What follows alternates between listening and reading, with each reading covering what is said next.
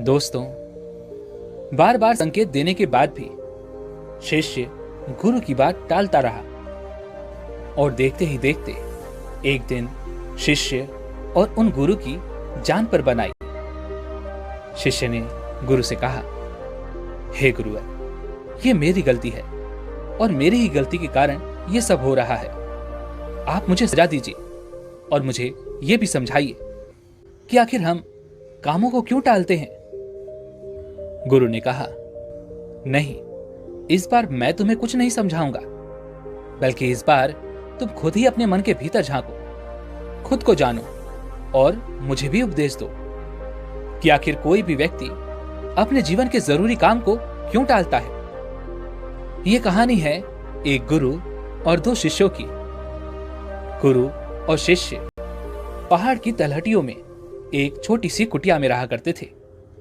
एक दिन उन गुरु ने अपने दोनों शिष्यों को अपने पास बुलाया और उनसे कहने लगे, देखो, हमारे पास जो चावल है वो बहुत जल्द खत्म होने वाला है और बहुत ही जल्द वर्षा का मौसम भी आने वाला है। इसलिए मैं चाहता हूं कि तुम दोनों कल ही गांव के लिए निकल पड़ो और वहां से चावल खरीद कर लाओ।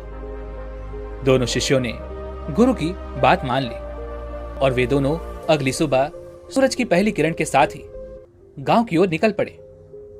लेकिन केवल कुछ ही समय के बाद वे दोनों शिष्य वापस आश्रम लौट आए। आश्रम आने के बाद उन गुरु ने अपने उन दोनों शिष्यों से कहा, क्या बात है, तुम दोनों इतनी जल्दी कैसे लौट आए?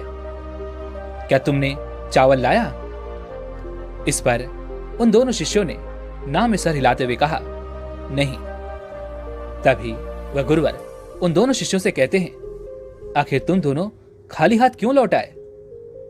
तभी उन दोनों में से एक शिष्य कहता है, हे गुरुवर, गांव की ओर जाने के लिए जो नदी हमें पार करनी पड़ती है, जिस पर जो पुल बनाया गया है, वह लकड़ी का पुल पूरी तरह से झरझर हो चुका है। यदि हम उस पर चलकर जाएंगे तो इससे बहुत खतरा हो सकता है, हमारी जान भी जा सकती है। तभी वह गुरुवर उन दोनों शिष्यों से कहते हैं, तो क्या तुम किसी और रास्ते से गांव की ओर नहीं जा सकते थे? इस पर पहला शिष्य उन गुरु की इस बात का जवाब देते हुए कहता है, हे गुरुवर, दूसरा रास्ता बहुत लंबा और बहुत कठिन है और रास्ते में मैंने कई लोगों को यह कहते हुए भी सुना है कि उस पुल की मरम्मत बहुत जल्द ही हो जाएगी और मुझे तो यही लगता है कि हमें पुल के ठीक होने का इंतजार करना ही चाहिए।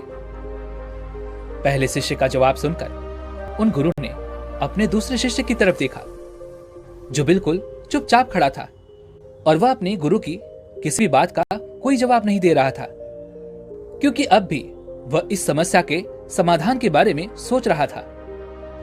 कुछ दिन ऐसे ही बीत गए। तभी एक दिन फिर से उन गुरुवर ने अपने दोनों शिष्यों से कहा, देखो, चावल बहुत जल्द खत्म होने वाले हैं, तुम दोनों को गांव की ओर निकलना चाहिए और जल्द से जल्द गांव से चावल लेकर आना चाहिए, अन्यथा हम सभी को भूखा ही सोना पड़ जाएगा।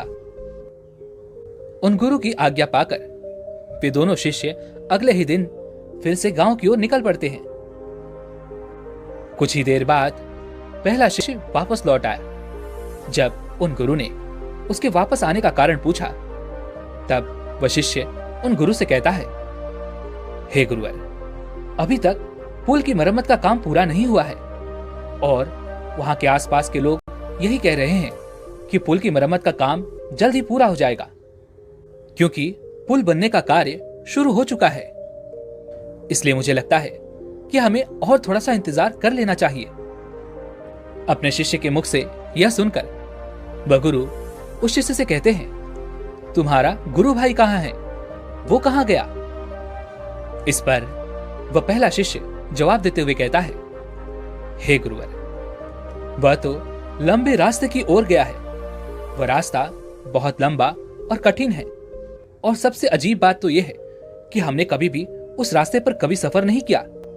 वो रास्ता हमारे लिए अनजान भी है, जिस कारण उसे कई तरह की परेशानियां भी उठानी पड़ सकती हैं। वह तो बेवजह ही परेशान हो रहा है। बस 2 से 3 दिनों में पुल का काम खत्म हो जाएगा और फिर मैं खुद जाकर गांव से चावल लेकर आ जाऊंगा पहले शिष्य के मुख से ये सारी बातें सुनकर वह गुरु चुपचाप रहे। उन्होंने उससे कुछ भी ना कहा और देखते ही देखते कुछ दिन और बीत गए। करीब 3 दिनों के बाद आखिरकार वो दिन भी आ गया जब चावल पूरी तरह से खत्म हो चुके थे। तभी उन गुरु ने अपने उस पहले शिष्य से कहा, तुम अभी के अभी जाओ, अन्यथा इस बरसात के मौसम में हमें भूखे पेट ही सोना पड़ेगा। उस शिष्य ने गुरु की बात मानी। वह तुरंत ही गांव की ओर चल पड़ा और कुछ ही देर के बाद वह शिष्य वापस लौट आया। जब उन गुरु ने उस शिष्य से वापस आने का कारण पूछा तो इस पर वह शिष्य उदास स्वरों में उन गुरु से कहता है, हे गुरुवर, मुझे क्षमा करें। पुल तो पूरी तरह से बनकर तैयार था, लेकिन इतनी बारिश के कारण वह पुल फिर से टूट गया। उस नदी में बाढ़ आ चुकी है, चारों तरफ केवल पानी ही पानी है। और सुनने में तो यह भी आ रहा है कि जिस लंबे रास्ते की आप बात कर रहे थे, वह लंबा रास्ता भी पानी के कारण पूरी तरह से बंद हो चुका है। हे गुरुवर, मुझे क्षमा करें, मेरे ही कारण आज आपको भूखा सोना पड़ेगा। उस रात वह शिष्य और गुरुवर दोनों ही भूखे सो गए और उस दिन के करीब 2 दिनों बाद वह दूसरा शिष्य गांव से वापस लौट आया। वह शिष्य अपने साथ चावल के साथ और भी बाकी सामान भी लेकर आया था।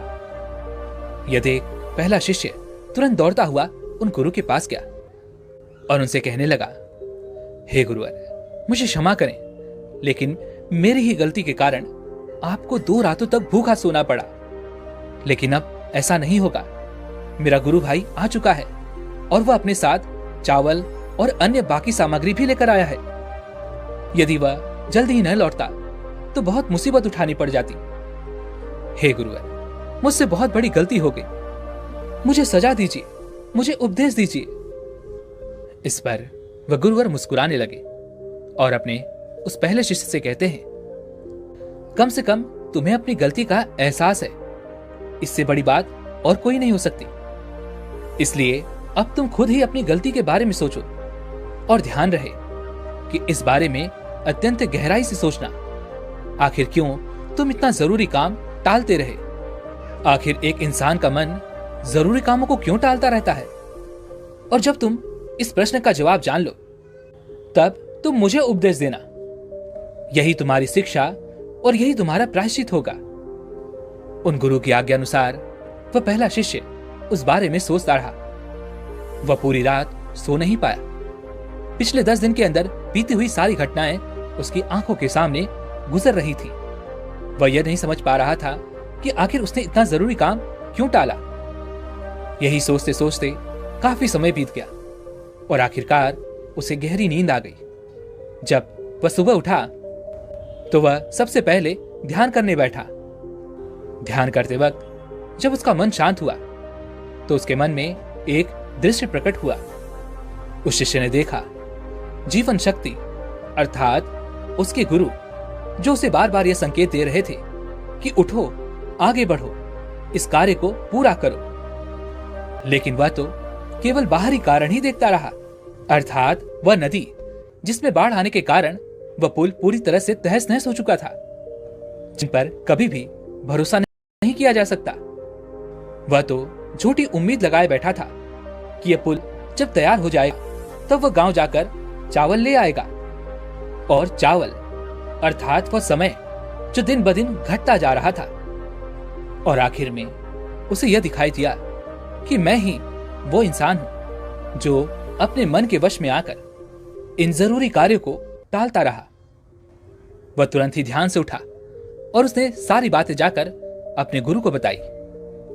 इस पर वह गुरु मुस्कुराने लगे और उन्होंने अपने उस शिष्य से कहा, यह तो बहुत अच्छी बात है, तुमने सूक्ष्म दृष्टि से इस ज्ञान को अर्जित किया है, इसलिए तुम और ध्यान में गहरे उतरो, तुम्हें अवश्य ही इस प्रश्न का जवाब मिल जाएगा। शिष्य एक बार फिर से बैठकर यह सोचने लगा कि चावल लाना अत्यधिक जरूरी काम था, फिर भी मैं उस कार्य को क्यों टालता रहा। वह शिष्य एक बार फिर से ध्यान में बैठ गया और तब उसने यह महसूस किया कि हमारा बड़बोलापन ही हमारी बुद्धि के विपरीत काम करता है और शांति में ही उत्तर प्रकट होते हैं। अर्थात जब भी हम किसी कार्य को करना चाहते हैं तो उससे पहले हम बाहरी कारण को देखते हैं, क्योंकि हमारा मन बहुत आलसी है और उसे आराम चाहिए, जिस कारण वह तरह तरह की तरकीबें खोजता है, तरह तरह के बहाने खोजता है ताकि हमें वह कार्य ना करना पड़े। और इसी कारण वह तरह तरह के उत्तर भी प्रकट करता है। लेकिन जब हम शांति से एक जगह बैठ जाते हैं और उस समस्या पर विचार करते हैं तो हमें उसका उत्तर जरूर मिलता है। वह कुछ देर और इसी तरह से ध्यान में बैठा रहा, तभी उसके भीतर एक आवाज आई कि मन कठिन काम को इसलिए टालता है क्योंकि उसे अंदर ही अंदर यह लगता है कि वह इस कार्य को नहीं कर सकता। यह कार्य करके उसे कोई लाभ नहीं होने वाला, जिस कारण वह हमारे भीतर तरह तरह की तरकीबें और तरह तरह के बहाने पैदा करता है और हम उस कार्य से बचना चाहते हैं। इसी कारण हम उस कार्य को टालने लगते हैं। तभी उस शिष्य ने एक और बात का अनुभव किया। वह मन ही मन यह सोच रहा था कि जिस लंबे रास्ते की बात गुरुवर कर रहे हैं वह रास्ता तो बहुत कठिन और लंबा है। उस रास्ते पर मैं नहीं चल पाऊंगा, क्योंकि मैं मेहनत करने से बचना चाहता था। मैं उतने लंबे रास्ते से गांव जाने के लिए बचना चाहता था। कुछ देर और शांत रहने के बाद वह शिष्य अपने आप ही अपने मन से ही कहता है, शायद उस रास्ते पर उस जंगल से भी मुझे डर लग रहा था जहां पर चोर और जंगली जानवर रहते हैं। इसी कारण मेरा मन कम जोखिम वाले रास्ते को अपनाना चाहता था, अर्थात वह पुल। और इसी कारण मैं उस पुल के बनने का इंतजार भी कर रहा था। तभी उसे इस बात का एहसास हुआ कि काम टालने के पीछे जो डर होता है वो हमारे अंतर मन में ही छिपा होता है। ध्यान में और गहराई में उतरने की वजह से उस शिष्य ने एक और साफ साफ दृश्य देखा। उस दृश्य में उसने ये देखा कि जो सबसे कम जोखिम वाला रास्ता था, अर्थात वह पुल, जो सफर शुरू होने के पहले तो दिखता है, जिससे हमें यह एहसास होता है कि हम बहुत जल्द उस कार्य को कर लेंगे। यह कार्य इस पुल के द्वारा बहुत आसान हो जाएगा। लेकिन वास्तविकता में वह पुल हमारे डर का ही एक प्रतिबिंब है। इसका अर्थ यह हुआ कि हमें खुद पर ही शक है। हम खुद पर ही विश्वास नहीं कर पाते कि हम लंबे रास्ते को भी तय कर सकते हैं और अपनी मंजिल तक पहुंच सकते हैं। वास्तविकता में यदि आप इसकी गहराई तक जाएंगे तो आपको इसका एक ही जवाब मिलेगा। असल में कोई भी व्यक्ति किसी काम को नहीं टालता, बल्कि एक व्यक्ति खुद को आगे बढ़ने से रोकता है, नए सफर पर चलने से रोकता है, खुद को नई मंजिल पाने से रोकता है। यदि आप भी चाहते हैं कि आप भी छोटे रास्ते से आगे बढ़ सकें, तो ये आपको आपके अनुभव और आपकी बुद्धि के कारण ही मिल पाएगा। हमारी बुद्धि और अनुभव ही वो पुल है जो हमारे सामने शॉर्टकट के रूप में प्रकट होते हैं। इतना कुछ जानने के बाद वह शिष्य बहुत प्रसन्न हुआ, लेकिन अब की बार वह अपने गुरु के पास नहीं गया, बल्कि उसने अपने आप से ही एक और सवाल किया कि आखिर इस डर के बारे में मैंने पहले क्यों नहीं सोचा। जब मैं उतने जरूरी काम को टाल रहा था तब मैंने अपनी इस गलती का एहसास क्यों नहीं किया। तभी उसके भीतर से एक और आवाज आई और वह यह थी कि यह तो मन के शांत होने पर ही संभव है, क्योंकि जब हमारा मन शांत नहीं होता तब हम किसी भी प्रकार के निर्णय नहीं ले पाते।